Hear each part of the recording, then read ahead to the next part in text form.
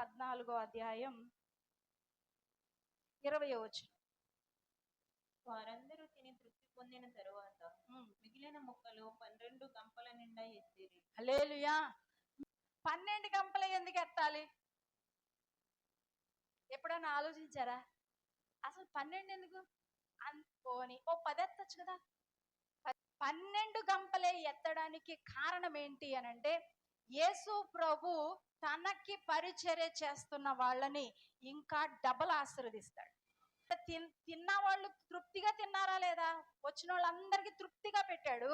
పెట్టిన తర్వాత వడ్డించేటప్పుడు ఎప్పుడన్నా ఆలోచన చేస్తే, ఏదైనా ఫంక్షన్కి ఇప్పుడు వంట చేసిన వాళ్ళు, వడ్డించే వాళ్ళు, వాళ్ళ మనసులోకి ఏమొస్తుంది? అందరికీ వడ్డిస్తా ఉంటే, ఒరే మనకు కొంచెం పక్కనెట్టండిరా, లాస్ట్లో మనకు ఉండదేమో, కొంచెం తీసి పెట్టుకుందాం అని అనుకుంటారు లేదా? ఖచ్చితంగా అనుకుంటారు. ఇక్కడ కూడా శిష్యులకి ఏమనిపించింది అని అంటే, మేము వీళ్ళకి సమృద్ధిగా వడ్డిస్తున్నాం, చివరిలో మనకి ఏముండదేమో, ఒక రొట్టె పక్కనెట్టండి అనుకుని ఉంటుంటారు. అందుకనే యేసు ప్రభుకి అది చెవిలో వినబడింది. ఒరే వాళ్ళనే నేను తృప్తిగా పెట్టాను, మిమ్మల్ని కడుపు కాల్చేలాగా నేను చేస్తానా అని చెప్పి ఒక్కొక్క శిష్యుడికి ఒక్కొక్క గంప ఇచ్చేసాడు. అందుకనే ఎన్ని గంపలు ఎత్తారు ఇప్పుడు? 12 గంపలు. హల్లెలూయా. నువ్వు దేవుని దగ్గర నుండి ఆశీర్వాదం పొందుకోవడానికి వస్తే కనుక నువ్వు తృప్తిగా వెళ్తావు. దేవుని పరిచర్యలో నువ్వు వాడబడితే డబల్ ఆశీర్వాదంతో వెళ్తావు. దేవుడు విడిచిపెట్టాడు. వడ్డించినప్పుడు కూడా విడిచిపెట్టలే వాళ్ళని. వాళ్ళకి ఏమి ఉండదేమో అనుకున్నారు. చివరిలో మనకి ఏమి ఉండదురా బాబు, యేసు ప్రభు అందరికీ పెట్టి మనల్ని ఏం చేస్తాడు? సాధారణంగా ఇంట్లో ఏదైనా ఫంక్షన్ అనుకోండి, ఏం చేస్తాం?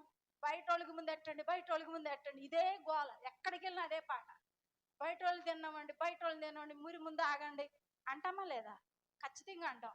లాస్ట్లో ఏమీ లేదనుకోండి, ఒక్కోసారి ఉప్పు కారం నూనె వేసుకొని తినాలి. ఏమీ లేకపోతే ఏం చేస్తాం? ఊడ్చుకోవాలి, డేక్షా ఊడ్చుకోవాలి. ఇంట్లో ఉన్న వాళ్ళకి అదే పరిస్థితి వస్తుంది.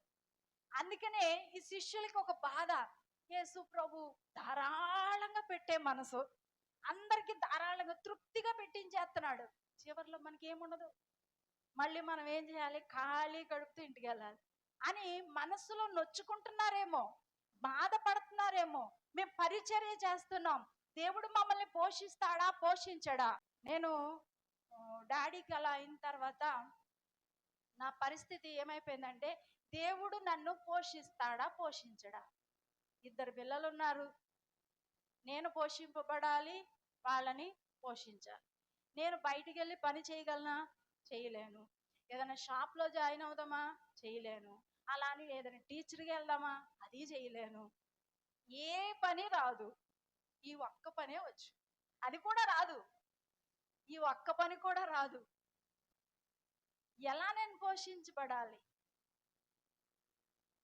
చాలా విచిత్రం అనిపించింది నాకు. నా వల్ల కాదు, దేవుడు పోషించడేమో అని అనుకున్నాను. కానీ ఈరోజు ఉద్యోగం చేస్తున్న వాళ్ళు కన్నా దేవుడు నన్ను పైన పెట్టాడు, గంప నాకు వేసాడు. వాళ్ళకేమో తృప్తిగా పెడుతున్నాడు ఉద్యోగం చేసే వాళ్ళకి, నాకేమిస్తున్నాడు? గంప నిండా పెట్టించాడు. తినగా తినగా తినగా ఇంకా అలా ఉంటానే ఉంటుంది, అది తరగట్లే. దేవుని పరిచర్య చేసే వాళ్ళని దేవుడు ఎప్పుడు విడిచిపెట్టాడు. మీరు ఏ పరిచర్య చేసినా అది దేవుని పని అని మీరు చేస్తే వచ్చిన వాళ్ళకన్నా మీకు రెట్టింపు ఆశీర్వాదం ఉంటుంది. హల్లెలూయా. చూడండి ఎంత గొప్ప దేవుడు. వాళ్ళు అనుకున్న చిన్న మాటలు కూడా దేవుడు విన్నాడు. అయ్యో మాకు ఒక్క రొట్టు కూడా ఉండదేమో అనుకుంటే ఒక్కొక్క శిష్యుడికి ఒక్కొక్క గంప ఇచ్చి పడేశాడు. దేవుడు అంత గొప్ప దేవుడు. దేవునికి స్తోత్రం. నీ అవసరాలు తీర్చే దేవుడు ఆయన, కొరతను తీర్చే దేవుడు, అవసరాలు తీర్చే దేవుడు. నీకు ఎన్ని ప్రతికూల పరిస్థితులు ఉన్నా వాటన్నిటిలో దేవుడు చేస్తాను అన్నాడంటే ఖచ్చితంగా చేస్తాడు. ఆయన పట్టుదల కలిగిన దేవుడు, మాట ఇచ్చి నెరవేర్చే దేవుడు.